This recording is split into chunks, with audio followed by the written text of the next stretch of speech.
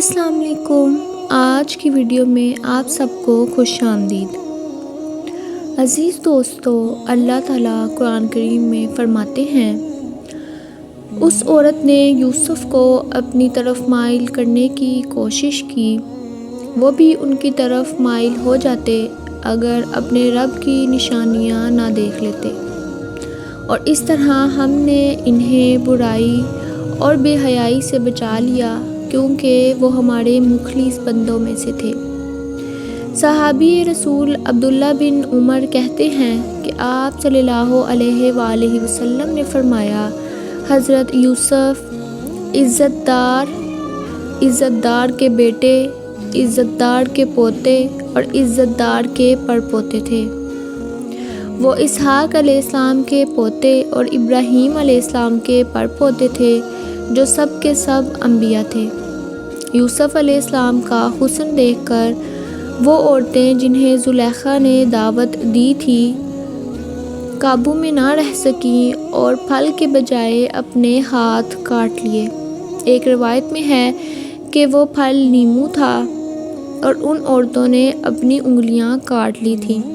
حضرت انس بن مالک کہتے ہیں کہ آپ صلی اللہ علیہ وآلہ وسلم نے فرمایا، میں جب معراج پر گیا اور تیسرے آسمان پر پہنچا تو وہاں یوسف علیہ السلام سے ملاقات ہوئی۔ اللہ تعالیٰ نے حسن کا آدھا حصہ انہیں عطا کیا تھا۔ جب ان عورتوں نے دیکھا کہ یہ نوجوان آنکھ اٹھا کر اس حسن کی محفل کو دیکھتا ہی نہیں تو وہ بے اختیار ہی پکار اٹھیں کہ یہ انسان نہیں بلکہ کوئی فرشتہ ہے۔ زلیخا کہنے لگی، یہ ہے جس کے بارے میں تم نے مجھے ملامت کیا تھا۔ بے شک میں نے اسے اپنی طرف مائل کرنے کی کوشش کی لیکن وہ بچ نکلا۔ اگر اب بھی اس نے میرا کہنا نہ مانا تو قید کر دیا جائے گا اور ذلیل ہو جائے گا۔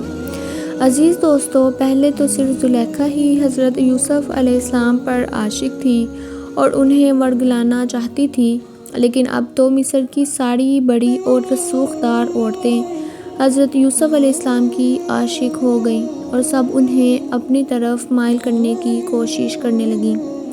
تو یوسف علیہ السلام نے اللہ تعالیٰ سے دعا کی، اے میرے رب، یہ جس چیز کی طرف مجھے بلا رہی ہیں اس سے تو مجھے قید ہی زیادہ پسند ہے، اور اگر تو نے ان کے مکار یعنی چال بازی کو مجھ سے دور نہ رکھا تو میں ان کی طرف جھک جاؤں گا اور جاہلوں میں سے ہو جاؤں گا۔ اللہ تعالیٰ نے ان کی دعا قبول کی اور ان عورتوں کے مکار سے انہیں محفوظ رکھا۔ اب یوسف علیہ السلام کو قید خانے میں ڈال دیا گیا۔ اس قید خانے میں 2 قیدی اور بھی تھے، ان میں سے ایک بادشاہ کا باورچی جبکہ دوسرا بادشاہ کو شراب پلانے والا تھا۔ وہ دونوں ان کے پاس آئے اور کہا، ہمیں تو تم بھلے اور نیک آدمی لگتے ہو، ہم دونوں نے ایک خواب دیکھا ہے۔ ایک نے کہا، میں نے دیکھا کہ میں شراب نچوڑ رہا ہوں۔ دوسرے نے کہا، میں نے دیکھا کہ سر میں روٹیاں اٹھائے ہوئے ہوں اور پرندہ اسے نوچ نوچ کر کھا رہا ہے۔ آپ ان خوابوں کی ہمیں تعبیر بتائیے۔ یوسف علیہ السلام نے کہا، جو کھانا تمہیں یہاں ملا کرتا ہے اس کے آنے کے پہلے میں تمہیں تمہارے خوابوں کی تعبیر بتلا دیتا ہوں۔ یہ علم مجھے میرے رب نے سکھایا ہے اور میں نے ان لوگوں کا دین چھوڑ دیا ہے جو اللہ تعالیٰ پر ایمان نہیں لاتے اور آخرت کے بھی منکر ہیں، اور میں نے اپنے ابا ابراہیم، اسحاق اور یعقوب علیہ السلام کا دین اختیار کیا ہے۔ پھر انہوں نے کہا، میرے ساتھی قیدیوں، تم میں سے ایک تو اپنے مالک کو شراب پلائے گا، وہ رہا ہو جائے گا، اور دوسرے کو سولی پہ چڑھا دیا جائے گا اور پرندے اس کے سر کا گوشت نوچ نوچ کر کھائیں گے، جس کے بارے میں یوسف علیہ السلام کو یقین تھا کہ وہ رہا ہو جائے گا۔ آپ نے اس سے کہا کہ جب تم آزاد ہو جاؤ اور بادشاہ کے پاس جاؤ تو میرے بارے میں بات کرنا۔ اس شخص نے وعدہ تو کیا لیکن جب رہا ہو کر باہر گیا تو بھول گیا۔ اس طرح 7 سے 9 سال یوسف علیہ السلام کو قید میں گزارنے پڑے۔ ایک دن بادشاہ نے خواب دیکھا کہ 7 موٹی گائیں جنہیں 7 دبلی گائیں کھا رہی ہیں اور اناج کی 7 ہری بالیاں ہیں اور دوسری 7 بالیاں سوکھی ہوئی ہیں۔ بادشاہ یہ خواب دیکھ کر بہت پریشان ہوا اور اپنے درباریوں سے اس خواب کی تعبیر بتانے کے لیے کہا۔ عزیز دوستو، جب مصر کے بادشاہ نے وہ خواب دیکھا تو بہت بے چین ہوا۔ اس نے اپنی حکومت کے سبھی دانشور اور خوابوں کی تعبیر بتانے والوں کو اپنے دربار میں بلایا اور اپنا خواب سنا کر اس نے اپنے خوابوں کی تعبیر پوچھی۔ کوئی اسے تسلی بخش جواب نہ دے پایا۔ اسی دربار میں وہ شخص بھی تھا جس سے یوسف علیہ السلام نے اس کے خواب کی تعبیر بتائی تھی اور وہ آزاد ہو گیا تھا۔ اسے یوسف علیہ السلام کی یاد اسی وقت آئی۔ اس نے بادشاہ سے کہا کہ میں آپ کے خوابوں کی تعبیر بتلا سکتا ہوں، مجھے قید خانے بھیجا جائے۔ بادشاہ نے اسے قید خانے جانے کی اجازت دے دی۔ جب وہ یوسف علیہ السلام کے پاس پہنچا تو اس نے کہا، اے میرے سچے دوست، مجھے معاف کر دینا، میں اپنا وعدہ بھول گیا تھا، لیکن ابھی میں آپ کے پاس ایک خواب کی تعبیر جاننے آیا ہوں۔ اس نے کہا، بادشاہ نے خواب دیکھا ہے کہ 7 موٹی گائیں کو 7 دبلی گائیں کھا رہی ہیں اور 7 ہری بالیاں اور 7 سوکھی بالیاں ہیں۔ آپ مجھے اس کی تعبیر بتا دیں تاکہ میں واپس جا کر ان لوگوں کو بتا سکوں۔ یوسف علیہ السلام نے کہا کہ تم 7 سال لگاتار کھیتی باڑی کرو گے۔ جو کھیتی تم کاٹو اس میں کھانے کے لیے تھوڑا بہت اناج چھوڑ کر باقی اناج بالیوں میں ہی لگا رہنے دینا۔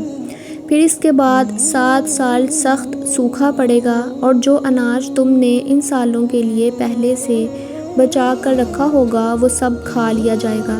تھوڑے سے اناج کے سوا جو تم لوگ بچا کر رکھو گے، اس کے بعد سال میں خوب کھیتی باڑی ہوگی اور چیزوں کی پیداوار بہت زیادہ ہوگی، یہاں تک کہ تم لوگ اس سال پھل نچوڑو گے۔ بادشاہ نے جب اپنے خواب کی یہ تعبیر سنی تو بہت متاثر ہوا اور کہا کہ یوسف کو میرے پاس لاؤ۔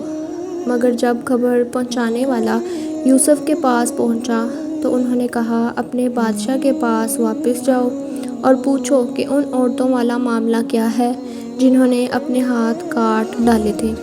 میرا رب تو ان کے چریتروں کو جاننے والا ہے۔ یوسف علیہ السلام نے جو جواب دیا اس سے ان کے بے پناہ صبر اور وقار کا اندازہ ہوتا ہے۔